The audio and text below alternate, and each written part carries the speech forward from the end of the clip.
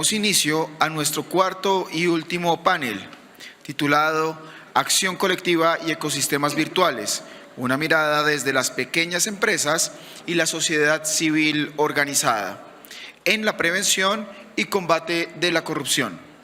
Para esto, quiero darle la bienvenida al señor Eduardo Salcedo, CEO de la Fundación Vortex y director de Scientific Vortex, Inc.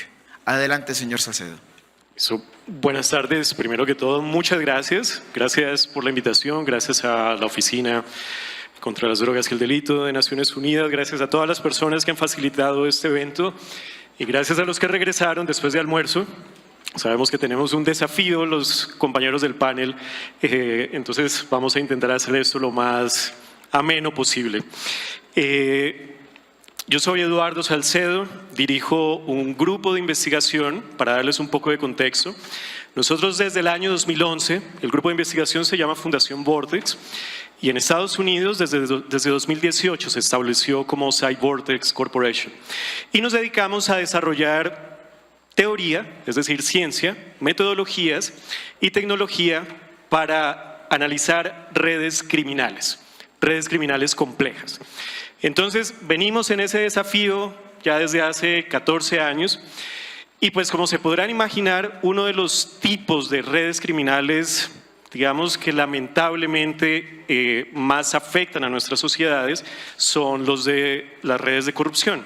Sobre todo porque las redes de corrupción y con mayor razón las superredes y las macroredes que vamos a ver en los próximos minutos sirven de articulan básicamente todos los mercados criminales. No importa si a uno le interesa entender y enfrentar el mercado criminal de tráfico de pangolín en el sudeste asiático o de tráfico de personas en Europa del Este, siempre todo pasa por analizar y entender el tema de corrupción. Y como se podrán imaginar, una de las herramientas más potentes para entender, modelar, visualizar estos fenómenos, pues es la inteligencia artificial de la que hemos estado hablando durante el día de hoy. Entonces, en los próximos minutos, muy rápidamente, vamos a hacer una contextualización acerca de ese fenómeno que les estaba mencionando, de las superredes. ¿Por qué no hablar únicamente de redes de corrupción, sino en algunos casos de superredes criminales y de corrupción? Cómo desde Fundación Vortex y desde Cyvortex Corporation utilizamos los modelos de aprendizaje automático y los grandes modelos de lenguaje para esta tarea y los desafíos que hemos identificado durante nuestra labor de investigación de estos años. Todo nuestro proyecto de investigación parte del supuesto de que lamentablemente las políticas públicas anticorrupción y las políticas públicas criminales usualmente se fundamentan se sustentan en el supuesto de que agentes legales y agentes ilegales están separados en la sociedad, es decir, que cada uno está por su cuenta. Y lo mismo a la hora de analizar la corrupción, se supone que el sector público y el sector privado están también separados y de vez en cuando los unos y los otros entran en contacto, por ejemplo, por el soborno. Pero teóricamente se supone que siempre están separados. Sin embargo, cuando uno mira la evidencia empírica, cuando uno revisa la evidencia, por ejemplo, desde Vortex, nosotros trabajamos mucho con información judicial, tanto en trabajo conjunto con fiscalías, cortes, como ex post para analizar cómo han sido estos procesos. Lo que uno encuentra en la práctica son redes de colaboración permanente, mutua, entre agentes legales y agentes ilegales. Por eso ahí uno entiende que básicamente la criminalidad necesita de los recursos legales y necesita del Estado, de los recursos que ofrece el Estado para funcionar y sobre todo para funcionar y para operar de manera exitosa, como lamentablemente sucede en países como Colombia. Entonces estos actores conforman redes y estas redes, más que articular situaciones de corrupción únicamente, articulan procesos de lo que llamamos reconfiguración cooptada de estados. Es decir, todos estos actores se ponen de acuerdo, se coordinan mutuamente para utilizar las instituciones de los estados, no para destruirlas, sino para infiltrarlas, manipularlas y utilizarlas, pero pues todos estos procesos de reconfiguración cooptada en última se traducen en desmonte, en debilitamiento del Estado de Derecho. ¿Eso cómo se ve en la práctica? Pues, por ejemplo, en Colombia, lamentablemente, hemos tenido experiencias muy sofisticadas y en algún sentido exitosas, y tengo que aclarar, lamentablemente, de procesos de reconfiguración cooptada. Entonces, por ejemplo, aquí vemos el famoso pacto de Ralito que celebraron comandantes narcoparamilitares, empresarios, alcaldes, gobernadores, candidatos en el 23 de julio de 2001. Eso nosotros lo comenzamos a analizar. Uno de los primeros libros fue publicado en el año 2008.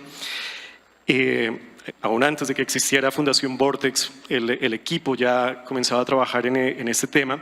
Y en la práctica, aplicando teoría, aplicando análisis de redes muy básica, pues así es como se veía un fenómeno de reconfiguración cooptada.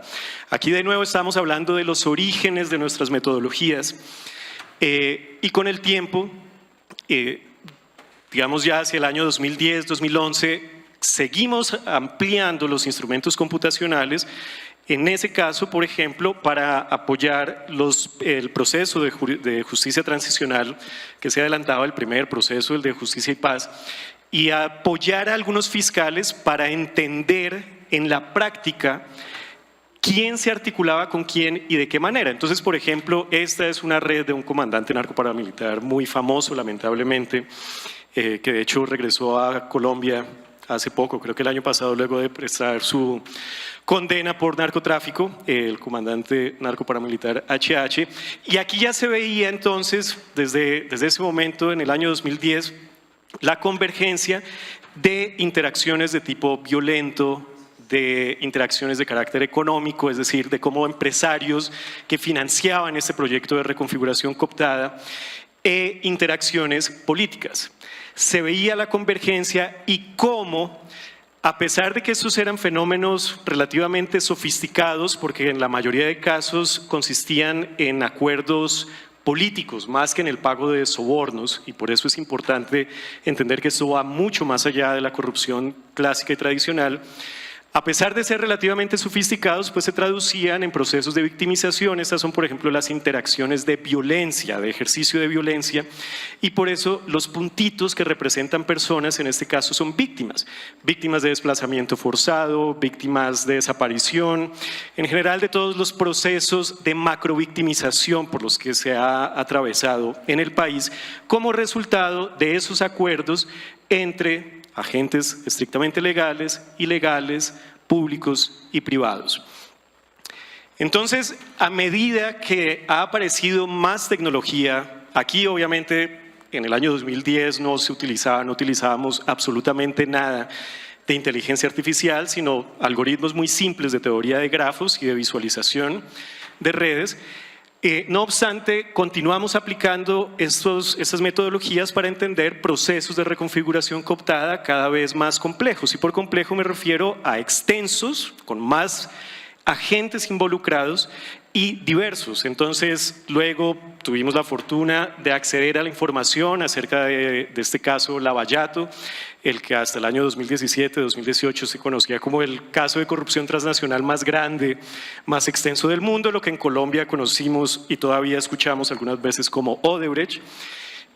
Luego, Lavallato se nutrió de la información no solamente suministrada por la Fuerza de Tarea en Brasil, sino también en Perú, y lamentablemente luego nos encontramos con el caso de corrupción originada en Venezuela, que visto en perspectiva hace que los otros procesos de corrupción sistémica y de reconfiguración cooptada pues parezcan un juego de niños. Y ahora lo vamos a ver cómo en la práctica, por ejemplo, el caso de corrupción originada en Venezuela, la superred de corrupción originada en Venezuela, con los instrumentos que nos facilita la inteligencia artificial algo que ya está, que hemos aclarado y discutido a lo largo de todos los paneles del día de hoy, nos permite entender patrones cada vez más complejos, más difíciles de identificar. Entonces, así es como utilizamos desde Vortex primero los modelos de aprendizaje automático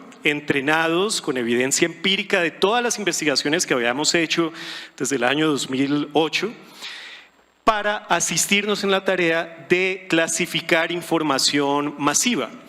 En el caso, por ejemplo, de la super red de corrupción de Venezuela, pues eso nos ha permitido entender en un mar de información que, entre otras cosas, trata de información de carácter transnacional, porque la superred de corrupción se origina en Venezuela, pero abarca y afecta básicamente todos los continentes, sobre todo por el tema del lavado de dinero, porque se ha utilizado jurisdicciones en todos los continentes.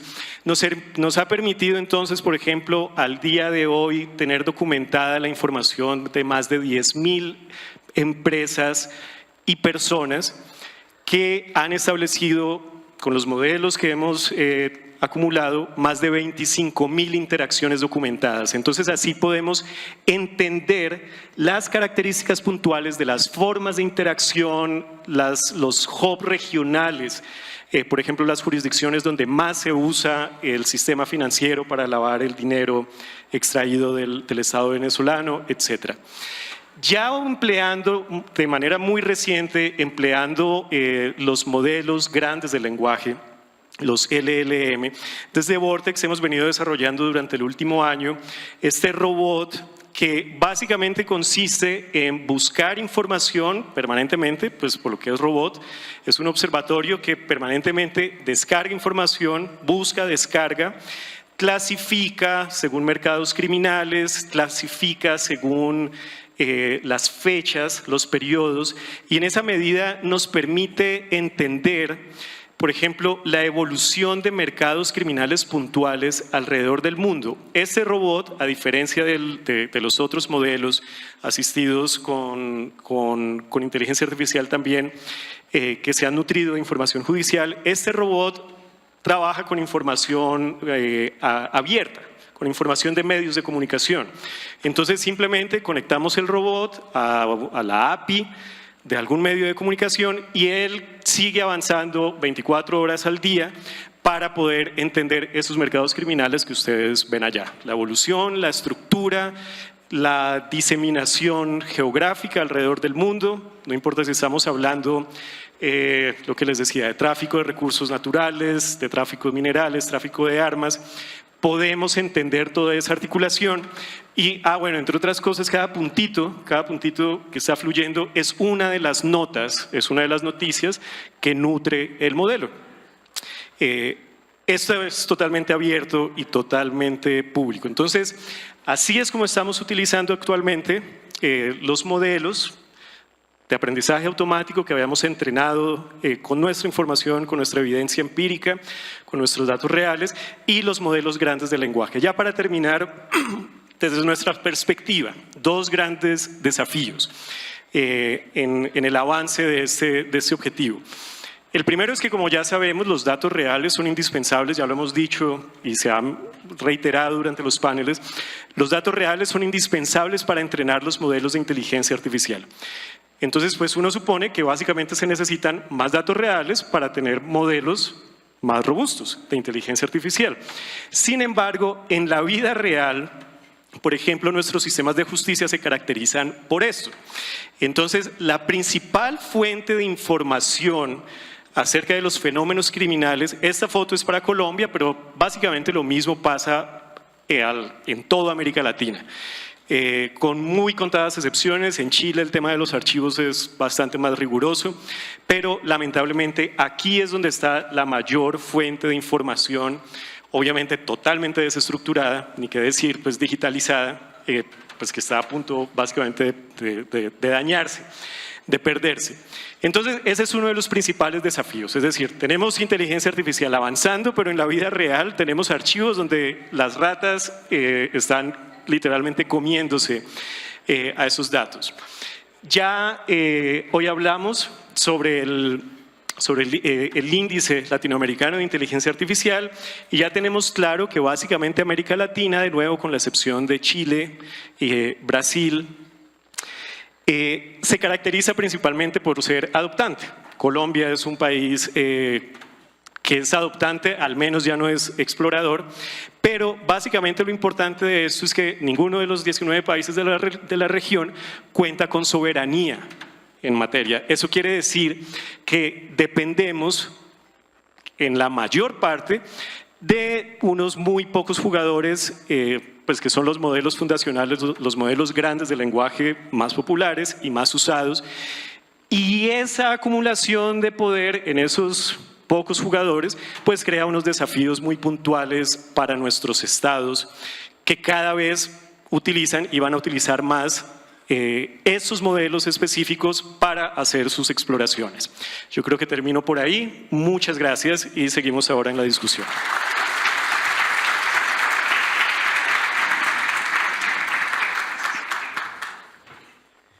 Muchísimas gracias, señor Salcedo, por su muy oportuna e interesante presentación. Invitamos ahora al señor Camilo Cetina, Ejecutivo Principal de Innovación Digital del Estado en la CAF, Banco de Desarrollo de América Latina. Adelante, señor Cetina, un aplauso. Gracias.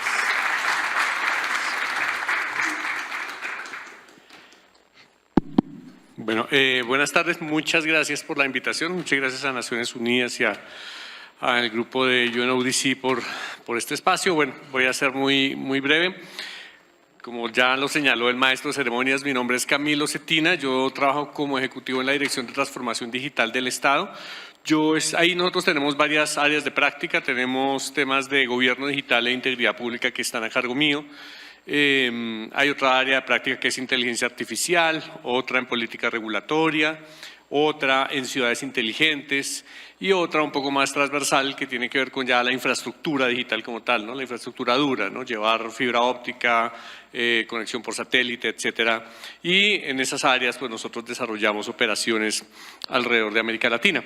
Un poco lo que quiero motivar hoy es, yo creo que ya ustedes han hablado extensamente sobre este tema.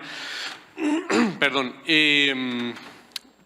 El tema de la innovación digital en materia de corrupción pues es importante por las cifras que estoy botando acá, ¿no? El costo puede llegar hasta el 5% del PIB mundial. El costo a este mundo en desarrollo puede superar 7 veces la ayuda que se le está dando en todo el mundo justamente a los países subdesarrollados, de modo que si nosotros elimináramos el fenómeno, pues prácticamente no necesitaríamos o necesitaríamos casi que una séptima parte de lo que se está entregando hoy en día en materia de ayuda a los países subdesarrollados. Obviamente esto deteriora la provisión de bienes públicos y, como de pronto ya abordaron en otras sesiones, pues medir el fenómeno es bastante complicado.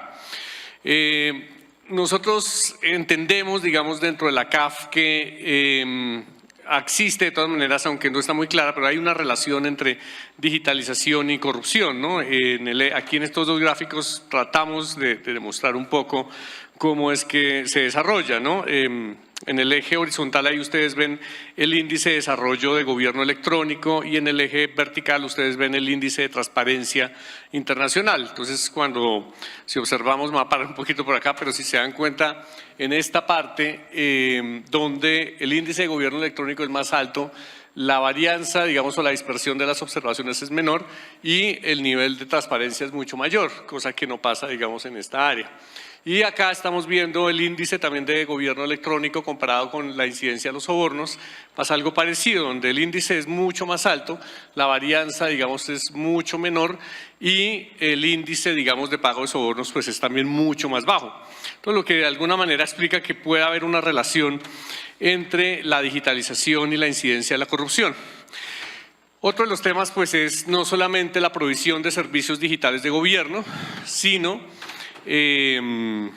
pues digamos, pensemos en temas como poder uno sacar una cita médica por internet y saber qué funcionario va a responder por esa cita médica, poder matricular a los niños en una escuela pública o en general acceder a diferentes servicios, pues eso de alguna manera es un poco más transparente la transacción. Si en contratación pública uno pudiera pujar por un contrato en línea y el contrato pudiese adjudicarse en línea, pues de alguna manera habría menor incidencia a fenómenos como colusión o incluso como soborno, si todos, digamos, estamos participando dentro de la misma plataforma tecnológica. Y todo eso a su vez genera datos. Y eso es lo que me motiva, digamos, al siguiente tema. ¿Por qué, digamos, este tema de inteligencia artificial tiene un potencial? Aunque creo y alcanzo a intuir que de pronto ya lo desarrollaron en parte por la mañana, pero pues quiero entrar un poco con este ejemplo. En Estados Unidos hay una tienda de supermercados que se llama Target, ¿no? Que para los más, así como los que estén así viejos como yo o más viejos, pues sabrán que ellos eran los que patrocinaban a Juan Pablo Montoya, corredor de autos, hace muchos años. Entonces Target tiene, como todo supermercado, un mecanismo de fidelización de los clientes a partir de las tarjetas, digamos, en donde hubo el número, digamos, de afiliado, en donde uno acumula puntos. Entonces, cada vez que ustedes lo han vivido en sus supermercados, de pronto van, compran algo, entonces le dice que si quiere acumular los puntos, usted da un número y ya. Y de pronto con los puntos que usted acumula, entonces participa en la rifa de unos cuchillos o de un carro, de un viaje por allá para las Bahamas, qué sé yo. O le dan algo gratis. Target pues tiene ese mismo mecanismo, pero ellos entendieron que con eso podían leer las conductas de consumo de los diferentes clientes y almacenar esos datos. Cuando una mujer queda embarazada, sus patrones de consumo cambian completamente. Si antes fumaba, ya no fuma. Si antes bebía trago, ya no toma trago. Como por el cambio hormonal, seguramente algún alimento que antes a ella le gustaba, ya no le gusta. Y otro, que de pronto nunca había probado en su vida, le empiezan a generar unos antojos incontrolables. Todo eso se manifiesta, digamos, en sus patrones de consumo y de compra. Entonces, Target alcanzó a desarrollar un algoritmo que con un 90% de precisión era capaz de predecir cuáles de sus clientas estaban embarazadas. Esto pasó en el año 2010. O sea, imagínense cómo ha evolucionado esto a hoy, que esto viene del año 2010-2012, más o menos. Empezó en el año 2010 y se hizo famoso en el 2012. Entonces, claro, quiero decir con eso que de cada 10 clientas que el algoritmo decía que estaban embarazadas, por lo menos 9 sí estaban. Y eso tenía también una incidencia, sobre todo en el embarazo más joven, ¿no? Porque el supermercado se enteraba primero que el papá, ¿no? Entonces, esto es real, ¿no? Esto es real. Pues claro, los papás les llegaba un mensaje, porque ¿qué hacía Target con esto? Le vende esa información a sus proveedores. Entonces a los señores de Huggies le dicen, mire, estas clientas están embarazadas, ¿no? A los señores que venden la ropa para las señoras embarazadas, pues estas clientas están embarazadas. Aquí está su potencial mercado, llégueles. Y pues cobraba por eso, ¿no? Entonces, claro, pues de pronto algún papá que no sabía que era papá le llegaba, oye, pero ¿por qué me están escribiendo de Huggies? O sea, ¿de qué tengo que enterarme yo acá? Entonces, este caso se hizo muy famoso porque llegó a la Corte Suprema de los Estados Unidos por el tema de datos personales. Pero la hipótesis de Target pues era bastante, digamos, hábil y pues en parte tenía razón. Ellos le dijeron a la Corte Suprema, pero es que yo a nadie le pregunté si estaba embarazada. A nadie le pregunté. Entonces, yo no estoy entregando datos, yo entregué el resultado de un algoritmo, es diferente, es muy diferente. Entonces, con la corrupción pasa algo parecido, digamos, a partir de los datos. Los patrones, por ejemplo, de colusión entre proponentes, cuando uno tiene una plataforma electrónica, son muy fáciles para una máquina determinar, porque es que normalmente los que coluden entonces usan el mismo revisor fiscal, llenan las propuestas con las mismas palabras, se meten al portal a la misma hora o más o menos los mismos días, en las mismas franjas horarias. Los usuarios de los portales tienen, digamos, unos patrones de consumo dentro del portal. Entonces, un poco la idea de esto es, uno podría reutilizar justamente esa cantidad de información del mismo modo que Target usaba para predecir el fenómeno del embarazo, pero en este caso uno podría predecir el fenómeno como tal de corrupción en transacciones que desarrolla el Estado, autorizaciones de licencias, contratos del Estado, ¿no?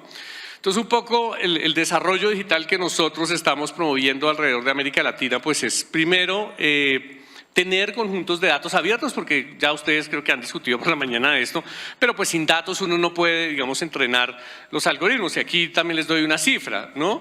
En estos desarrollos de inteligencia artificial, el 80% del tiempo se va en limpiar los datos. El otro 20% es echar código. Entonces ese no es el reto, digamos. Entonces por eso poco nosotros promovemos alrededor de América Latina la agenda de datos abiertos, es porque es la única, o la manera de pronto más barata de promover el desarrollo de este tipo de tecnologías. Y obviamente los servicios digitales de gobierno, porque el servicio digital, como les digo, también suministra más datos. Quienes yo tengo suscritos a ciertos servicios, eso me ayuda también a determinar cuál es la dinámica, por ejemplo, la matrícula de los niños a través de una plataforma en una escuela pública o la contratación pública, la solicitud de las licencias ambientales, la solicitud de un pasaporte. Hay países donde todavía pues piden sobornos para entregar un pasaporte. Entonces, pero en la medida en que la cosa se vuelva más electrónica y más transparente, pues hay mucha menos incidencia del fenómeno. Y eso a su vez, pues está generando más datos, ¿no? El servicio digital en sí, pues alberga esa riqueza de información. Si ustedes ven, por ejemplo, el patrón, no voy a hablar, digamos, del tema del gobierno, pero en el tema, por ejemplo, de la venta de boletas de una famosa selección del continente, pues el servicio es digital para las boletas. Pero ¿cómo es posible que antes de que salgan o una hora después de que salieron ya todas supuestamente se vendieron? Entonces, si uno va y mira los datos que hay en los servidores, a ver quién se conectó, a través de qué IP, con qué usuario y cuántas boletas compró, pues ahí uno ya empieza a jalar por dónde va el agua al molino, ¿no? O sea, pues, porque no puede ser que entraron en la primera hora, entonces ya, ¿no? 60.000 personas todas tienen su boleta. Es poco creíble. Porque eso significaría, si son 60.000 personas, casi que sería 1.000 por minuto y todas las compras fueron exitosas. Complicado. Entonces, a eso voy. Digamos, los datos que a medida que se dinamiza un servicio digital, pues también sirven para poder entrenar las máquinas y poder, digamos, sacar este tipo de desarrollos.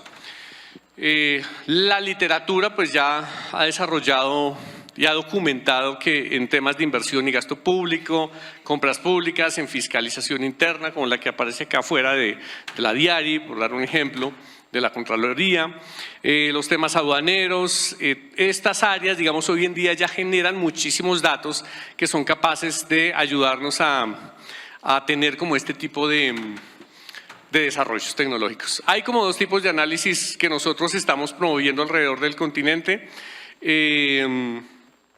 Voy simplemente, por la falta de tiempo, voy a simplemente desarrollar el caso de Brasil, de la CGU, de la Contraloría General de la Unión, que nosotros alcanzamos a aportar. Ellos tienen un aplicativo, no sé si ya algunos lo conocen, pues se llama Aliche, que en portugués es algo así como analizador de licitaciones y adendas. Ellos centralizan el proceso de contratación en un solo portal, pero a diferencia de portales como Colombia Compra, depende enteramente de la subida de los contratos en PDF pues al portal brasilero. Los contralores de la CGU de Brasil, entonces, auditan a través de ese portal los contratos. Entonces, ¿cuál es el método viejo? Pues por materialidad, entonces mira cuáles son los más grandes y de pronto con los más grandes mira los documentos y de pronto elige qué hacer en materia de auditoría, pero eso toma tiempo. Aliche lo que hace es un algoritmo que tiene un procesamiento de lenguaje natural y se ha entrenado para entender los contratos. Entonces, yo he sido funcionario público acá en Colombia en mi vida ya 2 veces y pues uno más o menos también se entrena, ¿no? Entonces se entiende cuándo puede haber algo. Entonces, si ustedes ven un contrato en una entidad territorial, ¿no? Y entonces se adjudicó de manera directa, o sea, no licitaron ni nada. El contrato es con una organización sin ánimo de lucro y el objeto del contrato comienza con las palabras aunar esfuerzos para… Ahí hay algo. Pero en serio, esto es pero matemático, ahí hay algo, ¿sí? Porque, a ver, ¿no? Entonces, algo así, entonces uno ya lo sabe, pero la pregunta es, ¿cómo hago para que la máquina entienda eso y para que con más datos sea capaz de predecir con mayor precisión que uno? Entonces, eso es lo que hace Aliche. Entonces, entrena, entiende un poco el texto, entiende las banderas rojas o las los puntos de riesgo del contrato y entonces le vota al auditor de la CGU y le dice, mire, tiene que auditar estos. Se los selecciona a él, ¿sí? Entonces ya no es aleatorio, ya no es tanto por materialidad, sino ya es casi que motivado el acto, ¿no? Entonces el auditor va y se va a donde la entidad y empieza a auditar. Cuando audita, seguramente en unos encontrará que algo pasó o está pasando y en otros no. Y ellos, la Contraloría ya tiene un poco más de injerencia, es muy grande y también hay un Tribunal de Cuentas muy grande en Brasil, muy poderoso. Ellos pueden parar un proceso en medio, digamos, de una licitación pública o de una contratación. Entonces vuelve el auditor y le dice a la máquina, sí, usted me mostró estos 5 contratos, entonces en A, B y C había algo, pero en D y E no encontré nada. La máquina vuelve y toma esa información y entonces analiza cuál era la diferencia que había entre los 3 en donde el auditor encontró algo y los otros 2 que no. Y aprende. Entonces la próxima, y eso, multipliquen eso por el número de auditores que están auditando, por el número de contratos que ellos generaron la alerta. Entonces el nivel de entrenamiento de Aliche es bastante sofisticado, de modo que la máquina puede aprender mucho más y generar las motivaciones de la auditoría con mucha más precisión. Y eso es solamente esa tecnología, digamos, de procesamiento del lenguaje natural. En casos, por ejemplo, de aquí, un poco parecido al que estaba mostrando Eduardo ahorita, y el que creo que tiene la Diari de analítica de redes también, pues utiliza una tecnología un poco más, matemáticamente un poco más exigente, que es se llaman eigenvectores y eigenvalores, que son unas proyecciones que hacen del número de nodos y de la proyección de los nodos alrededor de una red. En este caso, pues una red de lo que ellos hacen en la Contraloría son como mallas de contratación. Entonces hacen como redes de contratación alrededor de Colombia, algo parecido a lo que estaba haciendo Eduardo ahorita. Entonces ese tipo de tecnologías son las que nosotros estamos promoviendo. En el caso de Aliche en Brasil, pues nosotros, eso es un desarrollo interno, luego nosotros ayudamos a complementar como el potencial del aprendizaje de máquina en ese algoritmo. Nosotros lo que vemos acá en América Latina para que ese tipo de desarrollo sea posible es, uno, pues América Latina necesita invertir un poco más, y eso incluye a Colombia, en el poder de computación, digamos, para poder entrenar estos algoritmos, ¿no? Es decir, necesitamos más tecnología que nos permita procesar cada vez más datos, pero eso necesita una inversión, digamos, considerable, ¿sí? Y para eso pues también hay que sofisticar un poquito el método de compra pública, por ejemplo, en los estados, para los servicios de computación, los servicios de nube. Entonces, por ejemplo, si hubiera un acuerdo marco de precios de nube pública, pues para todas las entidades del Estado sería muchísimo más eficiente a que cada una se vaya a comprar su pedacito de nube, porque tendríamos una dispersión gigante del nivel de almacenamiento y las condiciones de almacenamiento y procesamiento de los datos. El otro tema es las prácticas internacionales para la reutilización, publicación, producción de datos, ¿no? Los datos abiertos pues necesitan tener una estructura y tiene que ser la misma. Hay unas estructuras ya estandarizadas, por ejemplo, para los datos sobre los contratos, desde el momento en que usted hace el estudio previo o estructura la necesidad hasta el momento en que usted hizo el último pago por la entrega final de un bien o servicio. Todas esas fases tienen unas estructuras de datos uniformes que todavía no se han implementado del todo en América Latina. Pongo de ejemplo otra vez a Brasil. Como les digo, ellos no tienen el dato totalmente estructurado. Subir un PDF no es un dato estructurado. Entonces por eso toca usar aprendizaje, digamos, del lenguaje natural, procesamiento del lenguaje natural. Si estuvieran ya estructurados los datos, es decir, leíbles por máquina, organizados en unas matrices libremente reutilizables, pues sería mucho más fácil y mucho más rápido hacer ese trabajo. Y eso pasa en temas fiscales, en temas de licenciamientos, en temas regulatorios. Todo eso necesita primero estructura de datos y, como decían en los paneles de la mañana, calidad como tal del dato. Y lo otro pues es algunas reformas para mitigar la corrupción que todavía son necesarias en América Latina.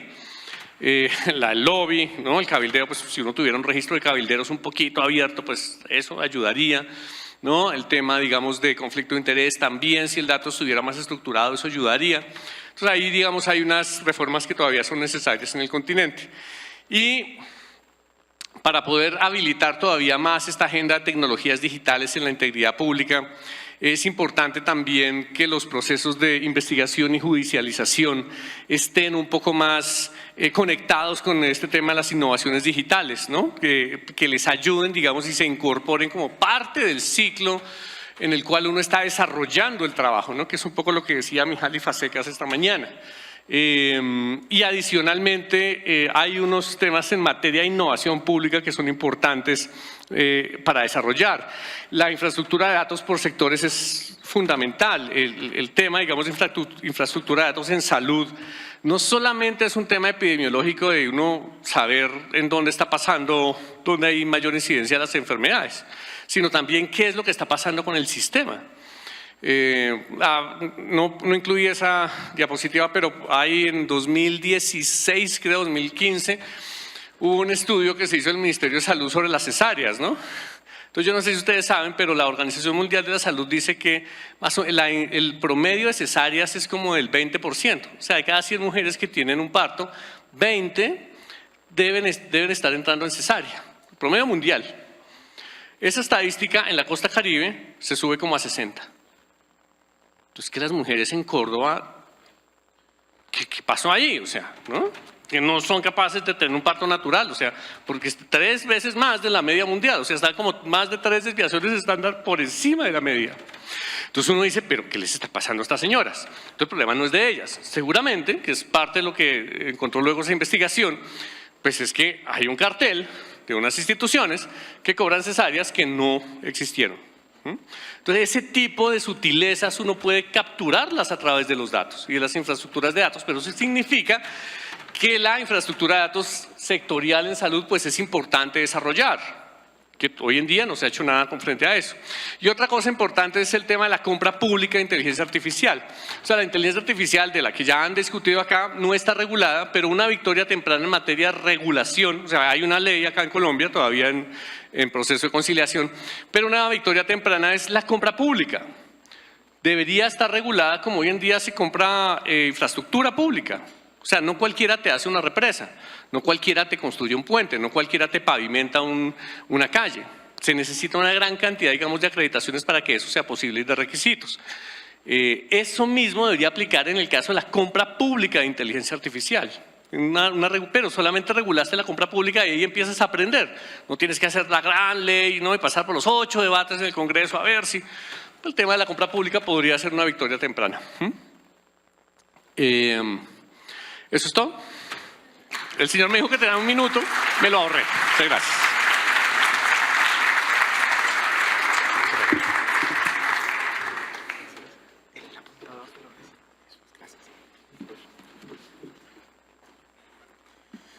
Muchas gracias, señor Cetina, por su intervención y su valiosa presentación. A continuación le damos la bienvenida al señor Daniel Rodríguez, socio de CMS Rodríguez Azuero. Codirige áreas de Compliance y Derecho Penal Corporativo y es vicepresidente de la Comisión Global de la CCI sobre responsabilidad corporativa y anticorrupción en el país. Adelante, señor Rodríguez.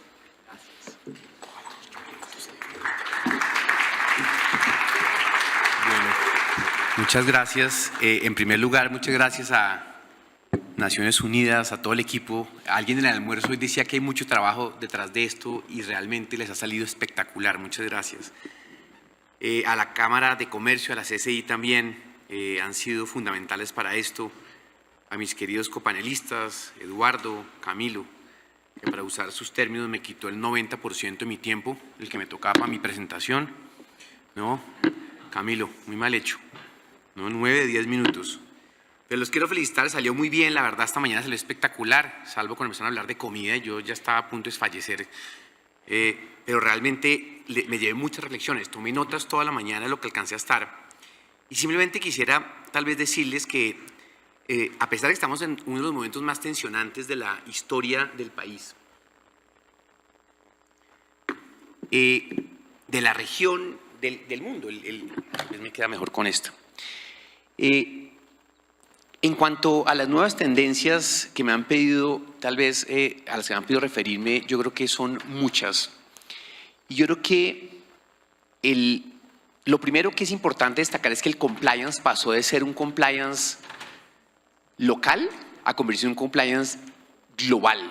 Nadie de los que están acá puede pensar que un sistema de cumplimiento o una red de corrupción o un problema serio de corrupción tiene una pata solo en un país. Hoy en día es un tema global, multijurisdiccional, y eso tiene, pues digamos, unos retos especiales. Cuando uno ve además que las normas de cumplimiento hoy en día tienen los llamados long arm statutes, las leyes de brazos largos, que no son colombianas, que no son europeas o que son una y otra, pero terminan aplicando a todas las personas del mundo.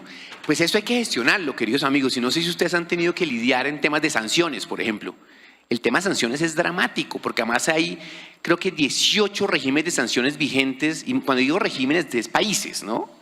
Es decir, no es que cada uno de ellos tiene a su turno un número importante de sanciones, pues, y ahí en todo esto, pues, en la gestión de esa, digamos, multidisciplinaridad de normas, de estándares, la tecnología es esencial. Nadie podría esperar que uno, siendo oficial de cumplimiento de una compañía sentada en Bogotá, que por cierto, viendo análisis con algunos colegas, nos dimos cuenta que hemos perdido un número muy significativo de áreas legales y de compliance de la región andina. Es decir, nuestros países se han debilitado tanto, han perdido tanto terreno, que ya eso que decía la región andina ya no es nada. Eso se maneja desde México, de Ciudad de México y Sao Paulo. Pero quien está sentado en Sao Paulo, Ciudad de México, y quiere controlar 14 países en la región, y ni hablar del que está sentado en Frankfurt o en Washington o en otro sitio, pues tiene que tener tecnología para poder controlar digamos, el numeroso o la cantidad de normas que existen en la materia, que no son necesariamente, repito, colombianas. Y yo creo que tal vez quisiera mencionar que en materia de cumplimiento hay un segundo elemento que hace, alguien hablar de la realidad, es que la inteligencia artificial, la tecnología, está hecha es para resolver problemas, ¿cierto? El tema del FOMO, de mi hijo adolescente, el fear of missing out, ¿no? De que quiero comprar porque alguien tiene eso, no, realmente hay que adquirir la tecnología que sirva para lo que uno está buscando, si no es el peor, es más peligroso, pérdida de dinero, de tiempo. Y es que en materia de cumplimiento, yo lo decía tal vez el año pasado en un evento similar, es que hoy en día, si ustedes le preguntan a las personas que eran oficiales de cumplimiento, que eran además fundamentalmente en bancos, antes no existía el oficial de cumplimiento sino en bancos, que son los gatekeepers en temas de lavado, y le preguntan, ¿qué hacía un oficial de cumplimiento? Pues el oficial de cumplimiento hacía lavado de activos, y si le preguntan desde los años, esto arrancó en los 70, pero realmente oficiales de cumplimiento serios en Estados Unidos de los años 80 y 90 que empezó a desarrollarse esto, eran temas de anticorrupción. Pero es que resulta que hoy en día los temas, cuando hay el compliance officer, hace temas de datos, ¿cierto? Y hace una encuesta de manos. Alcen la mano los que son oficiales de cumplimiento. Okay. ¿De ustedes quiénes tienen a su cargo protección de datos? ¿Quiénes temas de corrupción? Los mismos. ¿Quiénes temas de lavado? Los mismos. ¿Ok? Entonces resulta, y ni hablar de sanciones, porque en Colombia tenemos un tema claro, las sanciones que tienen que ver, pues en nuestro caso con Venezuela, pues que nos toca lidiar con eso, pero obviamente el sistema financiero, cualquier transferencia, temas de comercio exterior, con temas obviamente de OFAC y sanciones del Reino Unido y de la Unión Europea. Y eso solo se puede gestionar, no habría ninguna mente capaz de hacerlo si no es con tecnología. Sí, quiero rescatar que esas tendencias lo que han llevado hasta la necesidad de tener tecnología. Muy bien, les quisiera decir también un poco acá, y es que en esto el papel de las grandes empresas que lo leí en la invitación de hoy al evento, pues este papel de grandes empresas es fundamental. Hoy en día el impacto, impacta mucho más en materia de anticorrupción y cumplimiento una gran empresa que cualquier estado y cualquier regulación. Por un tema muy sencillo, y es que las compañías globales, multinacionales grandes, se dedican muchos millones de dólares al tema del compliance.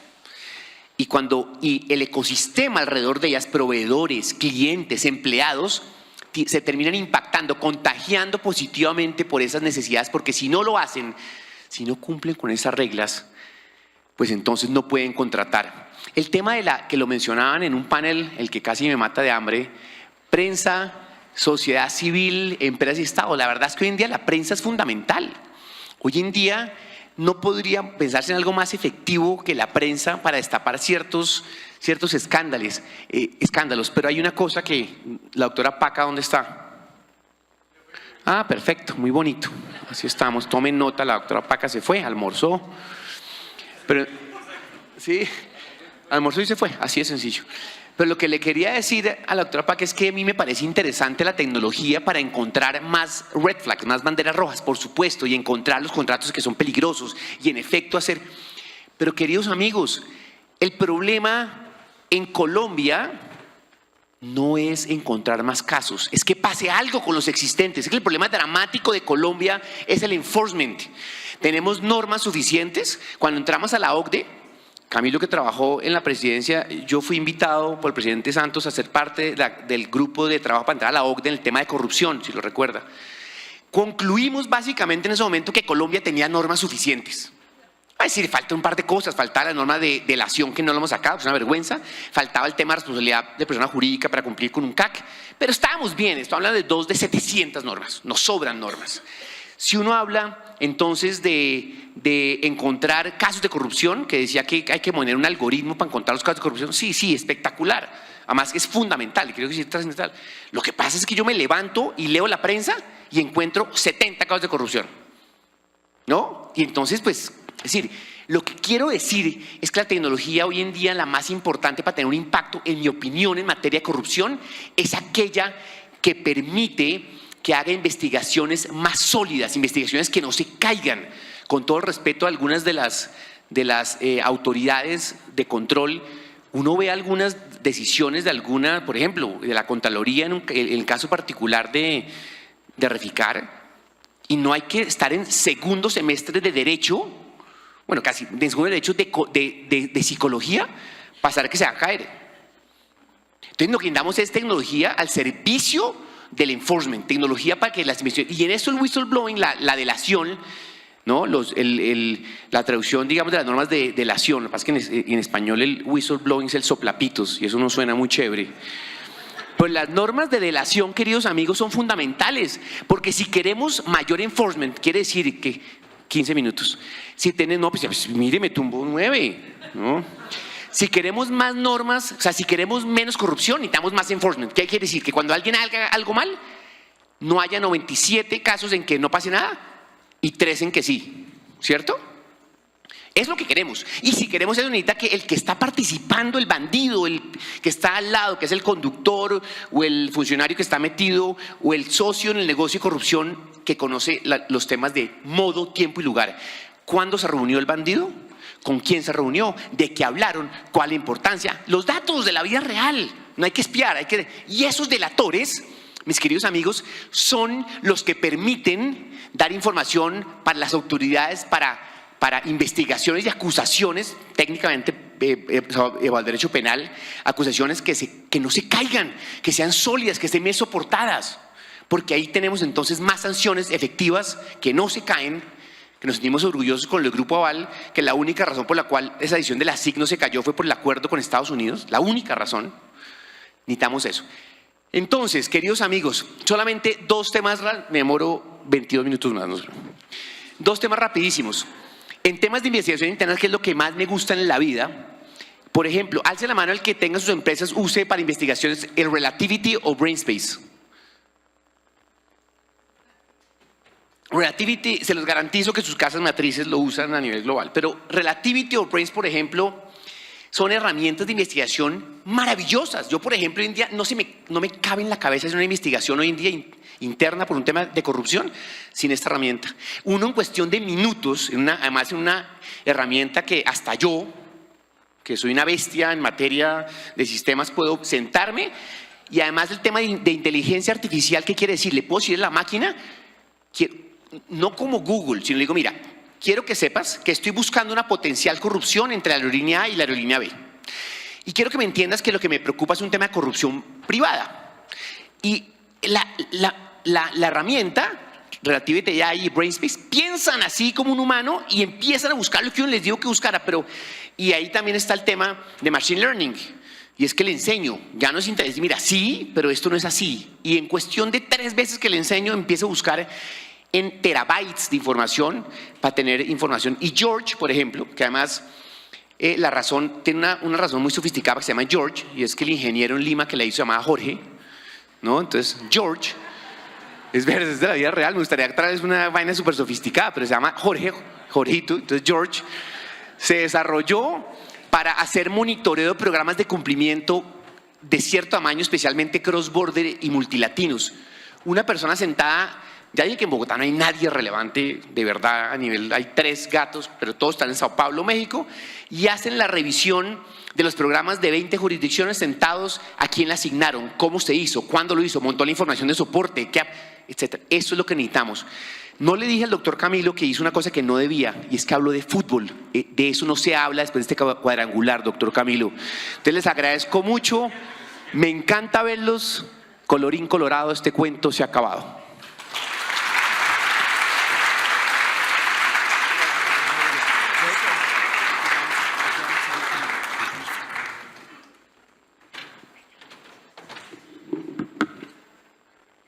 Muchísimas gracias, señor Rodríguez, por su intervención. Es un gusto contar con sus intervenciones en el Día de la Lucha contra la Corrupción. A continuación, invitamos a moderar este panel a la señora Natalia Albañil, subdirectora de Fortalecimiento de Capacidades Públicas Digitales del MINTIC, y a nuestros panelistas a que se unan a nosotros en el escenario para hacer una conversación.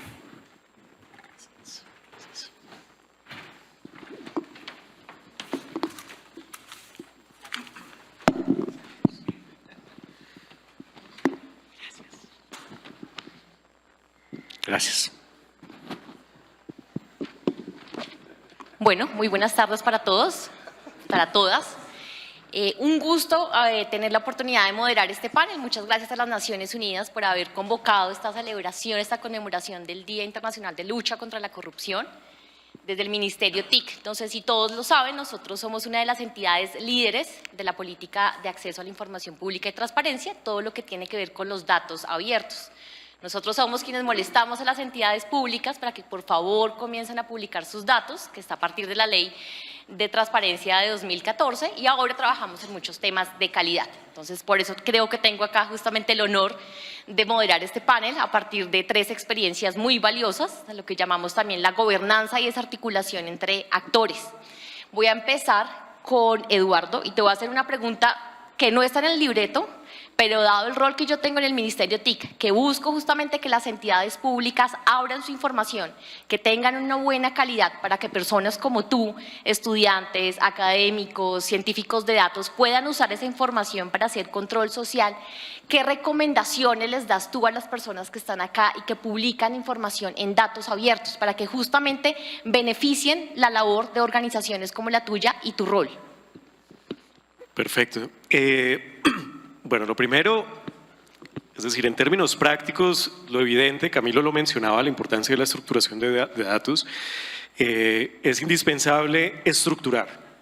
Afortunadamente, las herramientas actuales de inteligencia artificial, sobre todo de procesamiento del lenguaje natural, asisten muy bien y muy fácil. Hasta hace unos 2 o 3 años todavía teníamos el problema de que PDFs mal generados no permitían ningún tipo de análisis. Ahora ya con los modelos grandes de lenguaje, los multimodales, dimos ese paso, de manera que incluso fotos permiten la estructuración de datos, permiten la extracción. Entonces, las herramientas ya están, la tecnología ya está, y en últimas siempre todo, sobre todo en nuestros países en América Latina, se reduce a algo que suena muy repetido, pero que es voluntad política. Es decir, es pura cuestión de voluntad política. Somos muy conscientes, todos hemos vivido los procesos en los que una dependencia, un ministerio avanza, toma unas decisiones y luego en cambio de gobierno todo se revierte. Entonces, la voluntad política para darle continuidad a esos procesos de digitalización, de estructuración de datos y de publicación es indispensable. Muchas gracias, Eduardo. Yo quiero preguntar del auditorio, ¿quiénes trabajan en una entidad pública? creo que el 30% del auditorio. Justamente para eso que menciona Eduardo, nosotros les voy a comentar, la semana pasada hicimos el concurso Datos a la U, con el cual buscamos que jóvenes universitarios, tanto de posgrado como de pregrado, utilizaran todos esos datos que están abiertos, que están en el portal de datos del Estado, para que comiencen justamente a generar iniciativas, soluciones que luchen contra la corrupción, que promuevan el control social. De hecho, obtuvimos varias relacionadas justamente con temas de anticorrupción, con datos que toman del portal de datos de la Secretaría de Transparencia, con datos que toman también de Colombia Compra Eficiente. Entonces acá un poco de publicidad política no paga respecto a la labor del MINTIC. Por favor, trabajemos mucho en la publicación de esta información con los mejores estándares de calidad, porque sin ella no estamos permitiendo justamente este tipo de ejercicios. Camilo, tú mencionabas algo muy esencial y quiero que nos expliques cuáles son las condiciones habilitantes para la transparencia algorítmica. Buenas.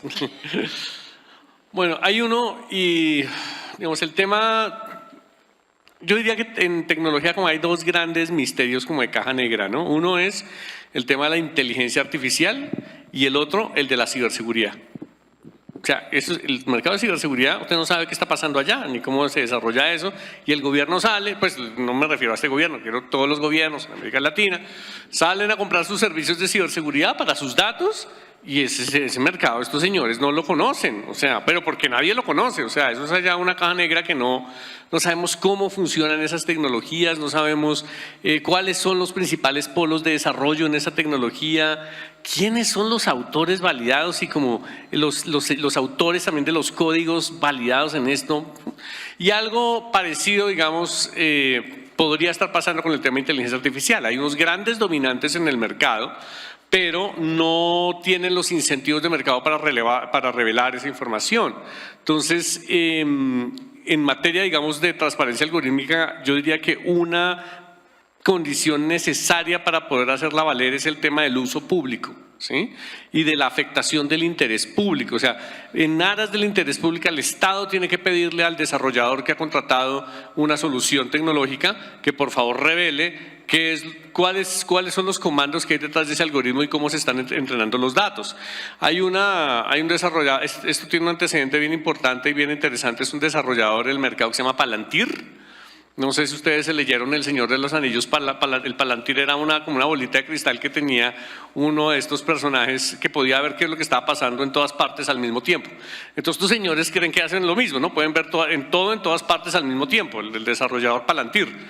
Y ellos fueron contratistas de la primera administración Trump en los Estados Unidos para detectar, entrenar, digamos, unos modelos para poder detectar de manera temprana focos de migración ilegal. Entonces, pues claro, si a usted lo ven negro, lo ven latino, pues inmediatamente el algoritmo dice que usted es un migrante ilegal. Y eso generó un problema de violación de derechos civiles, pues porque usted no es igual ante la ley, porque el algoritmo le está diciendo a usted solo por el hecho de ser negro, o solo por el hecho de ser latino, ¿sí? Porque así fue entrenado, porque pues…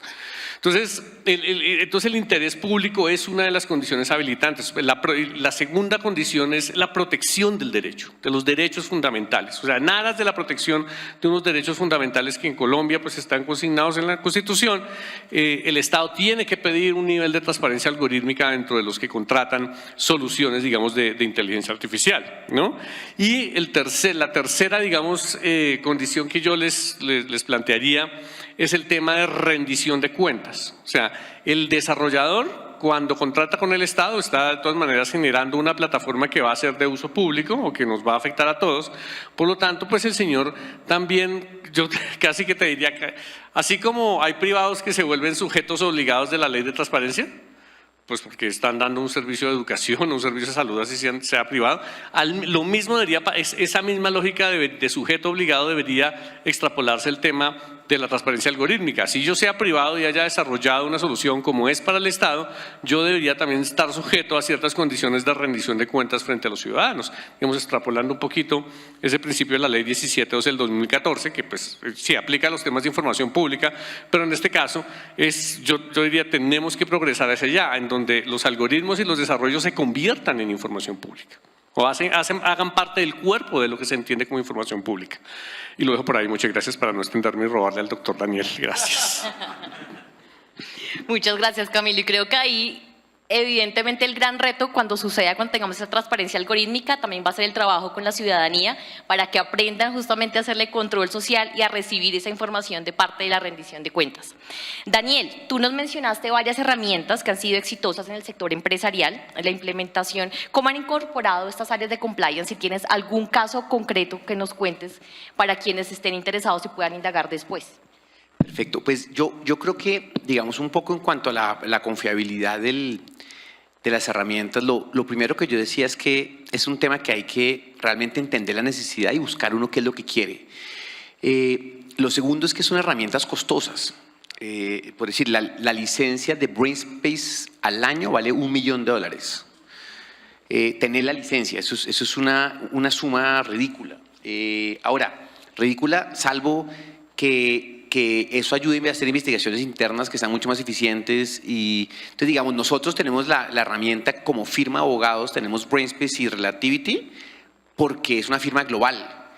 Pero son inversiones y lo otro que decía alguien que se fue, que vino, almorzó y se fue, ¿no?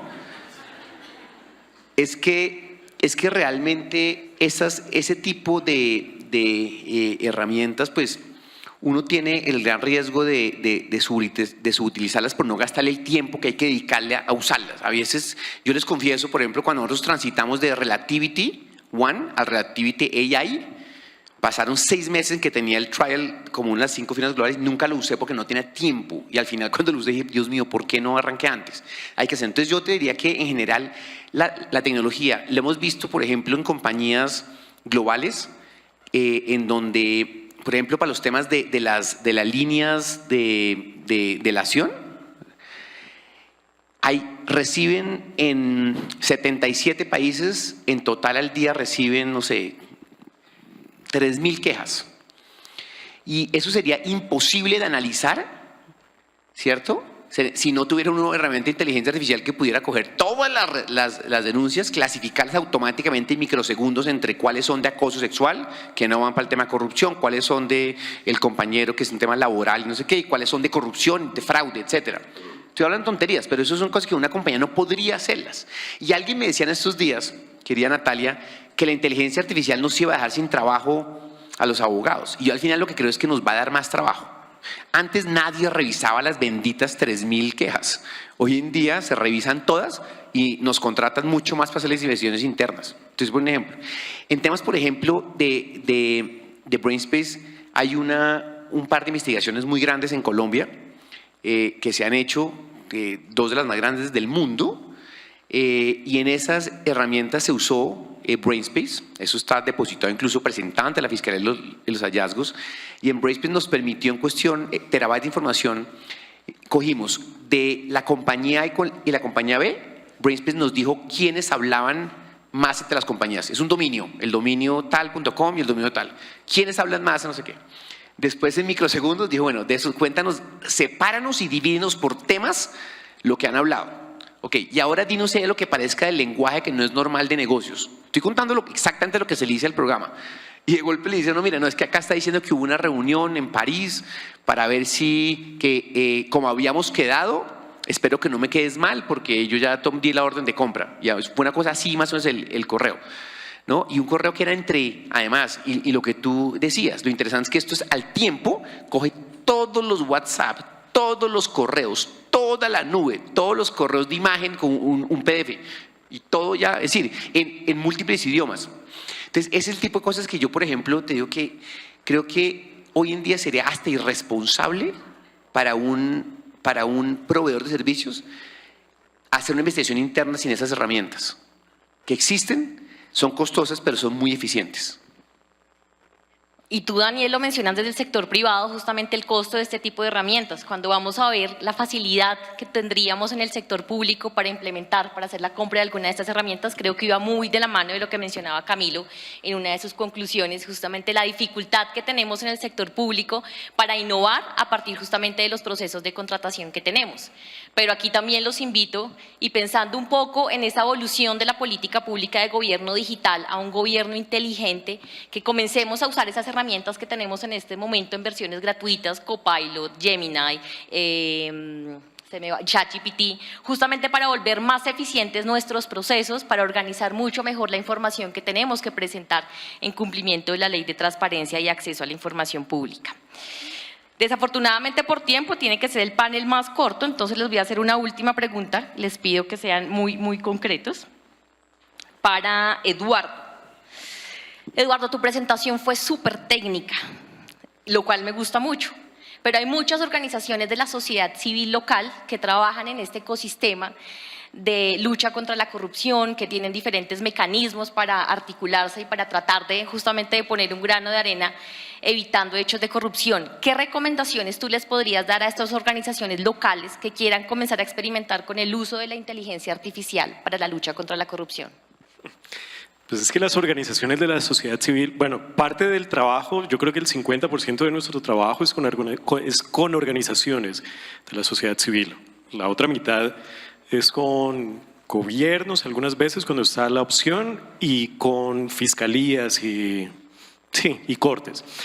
Pero lamentablemente, entre otras cosas, por la concentración de poder dominante de estas pocas empresas que está llevando a que no pase lo que Camilo dijo, que acaba de decir que se necesita que suceda, y a que lamentablemente no sean los estados los que le exigen estándares de transparencia a las empresas, sino pareciera que cada vez más estas empresas imponen sus estándares de opacidad y de caja negra a los estados. Teniendo en cuenta esos riesgos para las instituciones y para la arquitectura de nuestros estados, básicamente las organizaciones de la sociedad civil se convierten en un jugador indispensable, porque son los únicos que van a poder experimentar y eventualmente desarrollar nuevas arquitecturas, nuevos modelos de inteligencia artificial que no sigan acumulando poder en estos pocos agentes dominantes. Lamentablemente hay una asimetría de capital, pues porque, de nuevo, estas empresas pues están acumulando capital especulativo de nube y real, lo cual las convierte en a veces jugadores incluso más poderosos que muchos estados, pero digamos, al margen de esa asimetría de capital, las organizaciones de la sociedad civil son los únicos jugadores, el único elemento del ecosistema que va a poder consolidar datos, estructurar y sobre todo desarrollar nuevas arquitecturas. Porque los estímulos con respecto al desarrollo de nuevas arquitecturas de inteligencia artificial no están en el sector corporativo, porque ahí está ya muy concentrado el poder de unas muy pocas empresas. Entonces, el papel de las organizaciones es indispensable. Muchas gracias, y creo que eso que mencionas justamente es esencial para el fortalecimiento de esos ecosistemas virtuales de lucha contra la corrupción. Camilo, desde la visión de la CAF, ¿cuáles son los principales retos y desafíos de los gobiernos en la región para comenzar a implementar medidas de lucha contra la corrupción con base en tecnologías emergentes? Bueno, uno es, y repito por lo que dijo aquí la Paca antes de irse a almorzar. Pobrecita, después me va a pegar cuando se entere esto. Es la falta de voluntad política, ¿no? O sea, no existe una voluntad política en el continente, y esto es casi, o sea, yo les diría que eventualmente en Uruguay hay un poco más de voluntad política, y de pronto en Chile, pero pues Uruguay pues tiene una diferencia, yo no sé si ustedes sabían, ¿no? Uruguay desarrolló los mecanismos de identidad digital gracias a las vacas, porque en Uruguay hay 3.5 vacas por habitante. Y eso es así porque ellos lo saben, porque ellos exportan mucha carne y ellos tuvieron que desarrollar un mecanismo para que rastrear la vaca desde el momento en que nacía el becerro hasta el momento en que era sacrificado el animal para luego exportar su carne. Entonces todas están inventariadas, todas. Ellos saben que tienen 3.5 vacas por habitante allá. O sea, entonces si ellos fueran a la guerra contra Chile, por ejemplo, contra Argentina, si se llevan las vacas ganan, pues por número de gente, ¿no? Contra los habitantes. Entonces, a lo que voy con esto es, hay una voluntad política de ellos, por ejemplo, de digitalizar, ¿no? Porque había un incentivo para eso, ¿no? Y en América Latina nos está faltando esa voluntad política para digitalizar, digamos, el tema de la lucha contra la corrupción, el tema de los datos abiertos, el tema del contacto con la sociedad civil, ¿no? Esa parte hace falta. La otra parte que yo veo que el otro es un reto, digamos, supongamos que hay voluntad política, entonces luego le toca a uno enfrentarse a los celos institucionales, ¿no? Mi primer trabajo en estos temas de transparencia, yo entré a la Secretaría de Transparencia en 2013, noviembre del 2013, ya es historia patria pues para varios de los que están acá, ¿no? Entonces, pero ya existía la Secretaría, entonces el primer trabajo que me pone el secretario en ese momento es que yo tenía que coordinar una cosa que se llamaba el Observatorio Anticorrupción, que fue como el primer intento sistemático de verdad tener datos para conocer el fenómeno en Colombia, para conocerlo. Entonces yo me voy, ¿no? Qué pena, hay alguien aquí de la Fiscalía, la Contraloría, no, la Contraloría están allá, yo sé, ¿no? Entonces yo me voy para ellos, para la Fiscalía, la Procuraduría, ¿no? Entonces, el primer obstáculo era que me entregaran las bases de datos, ¿no? Porque hay preguntas básicas. ¿Cuál es el mayor número, digamos, de investigaciones en Colombia? ¿Es por celebración indebida de contratos? ¿Es por soborno? ¿Es por concusión? ¿Es por qué? O sea, el conocimiento del fenómeno parte de ahí. Entonces no, era muy difícil hacerlos que compartieran, digamos, sus conjuntos de datos y pudiéramos hacerlos públicos también dentro del observatorio, pero era para poder empezar a pensar sobre esto y ser como un think tank, porque cada uno quiere encerrarse, digamos, en su burbuja y piensa que entregar datos o entregar información es ceder sus competencias. Pero hoy en día en este mundo digital tú tienes que hacerlo para poder co-crear, para poder colaborar, para poder innovar, digamos. Y ese yo creo que es el segundo gran reto. Y el tercero, digamos, yo sí creería que es una inversión que hay que hacer para regular, digamos, para poder invertir recursos en el poder de cómputo, en el poder computacional de estas infraestructuras digitales, porque en últimas lo que hace este gobierno, lo que pasa, digamos, el salto que hay de gobierno digital a gobierno inteligente es, ¿alguien sabe cuál es? ¿Qué es lo que hace la inteligencia? ¿Qué capacidad te da la inteligencia? La predicción. Sí, si ustedes, les recomiendo que se lean el libro de Rodolfo Ginás, el famoso neurólogo, el cerebro y el mito del yo. Entonces al principio él empieza a preguntarse ¿por qué es lo que separa a los animales de las plantas? El movimiento. Y para poder moverse necesitan predecir. ¿Sí? Entonces él dice, la inteligencia, o sea, el poder emular una realidad y el poder computar información para emular una realidad necesita una capacidad de predicción, y eso es lo que nos hace inteligentes. Algo parecido es lo que tiene que pasar en materia de poder de cómputo. Tú necesitas una capacidad de predicción, de anticipación, para poder justamente moverte, digamos, en el mundo, en materia de movimiento, pero a lo que quiero decir en materia de lucha anticorrupción es justamente para poder anticiparse el fenómeno y no, alguien decía en uno de los paneles que el crimen, digamos, era un poco más hábil en eso, ¿no? Y yo, digamos, yo sí, digamos, en Colombia, yo siento que eso es claro, ¿no? Aquí lo único organizado es el crimen y los taxistas. No más, no más. El resto no está organizado. Si ustedes, pero piensen en eso, aquí lo único organizado es el crimen y los taxistas. No más. Entonces, el Estado tiene que hacer eso, invertir para poder mejorar sus capacidades de organización, de co-creación, de innovación. Entonces, yo siento que ahí también nos está faltando, pero superando esos tres, ya de pronto habríamos hecho algo. Perdón que me extendí y le robé tiempo al doctor Daniel. Camilo y Eduardo han mencionado mucho el tema de la voluntad política. Y yo les digo que Colombia tiene desde el año 2020 el decreto justamente que habla de los servicios ciudadanos digitales, interoperabilidad, autenticación y carpeta ciudadana. Justamente uno de los grandes retos que tenemos como Ministerio TIC, como Dirección de Gobierno Digital, es superar eso que menciona Camilo, los sesgos frente a la interoperabilidad de la información, porque si no tenemos esa interoperabilidad entre los sistemas, que nos evite justamente a los ciudadanos tener que solicitar 3 veces el mismo documento, llevar la fotocopia al 150%, pues no vamos justamente tampoco a aportar en datos, en información clave para hacer este tipo de análisis. Daniel, ya para finalizar este bello panel, ¿cómo puede el sector empresarial fomentar alianzas estratégicas con la sociedad civil y otros actores para maximizar el impacto de los ecosistemas virtuales y la prevención de la corrupción? Muchas gracias. Pues mira, yo creo que al final, digamos, hay dos temas muy sencillos. Yo creo que uno, si alguien me dijera, tienen la varita mágica, y tiene la posibilidad de hacer lo que quiera en Colombia durante 2 días, ¿no? Será un magnífico dictador, lo quiero decir de una vez. Haría 2 cosas. Sacaría realmente una norma de delación con incentivos, porque al final el tema de los incentivos es fundamental si queremos que la gente realmente denuncie. Yo me acuerdo del ministro Garzón, cuando era el exalcalde de Bogotá, cuando hicimos la ley, el proyecto de ley de delación para la presidencia de la República para presentar al Congreso, y me dijo que es que estaba de acuerdo con todo, salvo que los incentivos no debían ser para los funcionarios públicos, pero que ellos estaban obligados a denunciar. O sea, es una soquetada, pues, o sea, no denuncian, uno puede que deban. Entonces yo creo que con eso, porque de nuevo, yo creo que esto es un simplismo, de verdad, que pido excusas por la simplicidad, pero yo creo que al final nuestro problema, hay 700 cosas por hacer, 700. Pero yo siento que nos toca enfocarnos en pocas cosas que tengan mucho efecto. Y el tema de una buena norma de delación con incentivos será trascendental, tendrá un impacto impresionante en Colombia.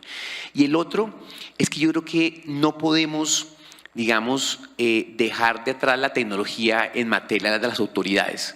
O sea, yo no puedo creer que una firma de abogados o una de las Big Four, que son las otras, hay 2 que tienen en Colombia esas herramientas, que puedan pagar herramientas de esas y el Estado colombiano no pueda tener, o la Fiscalía General de la Nación no pueda tener una herramienta bien jalada para hacer investigaciones. Eso no puede ser.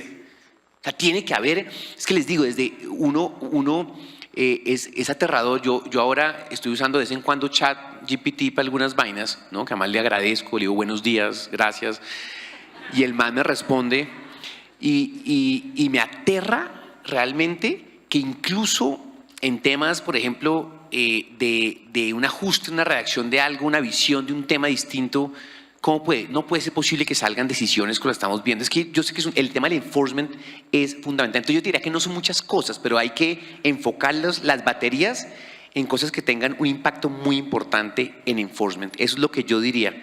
Entonces sí, la voluntad política es. También hay un último tema, y es que en esta materia o sea, nos toca a nosotros empezar a reaccionar ante las nuevas tecnologías también. Si las nuevas tecnologías aparecen, nos toca hacer algo. Entonces, por ejemplo, los criptoactivos, que creo que en las Naciones Unidas de lavado de activos tuvieron que hablar del tema de criptoactivos y lavado. El tema de criptoactivos es un tema que uno puede hacer lo que hacen algunos países de manera miope, que es prohibirlos, lo cual es un absurdo. Uno puede prohibir porque va a pasar, es un hecho, ¿cierto? Y además es una tontería porque son útiles y buenos. Pero uno tiene que tomar medidas para que eso funcione bien, para que no terminen haciendo ransomware y tomándose la entidad del INVIMA en Colombia y pidiendo criptoactivos para que les paguen criptoactivos. Uno puede hacer tráfico de niños, como hay investigación en la Fiscalía General de la Nación. Hoy, si hay alguien de la Fiscalía, hay investigación hoy en la Fiscalía sobre temas de tráfico sexual, en donde los criptoactivos que están comprando algunos de los que recogen el mercado, que son los grandes que pagan y recogen para hacer arbitraje, ¿cierto? Vienen de eso. Uno no puede tener eso. Hay que convivir y las nuevas tecnologías nos toca enfrentarlas. Yo diría que esas cosas tan sencillas, y obviamente que viva Santa Fe, que es muy importante. Bueno, muchísimas gracias a todos ustedes por haberse quedado hasta el final de este panel. Muchísimas gracias a Naciones Unidas y a ustedes, señores panelistas.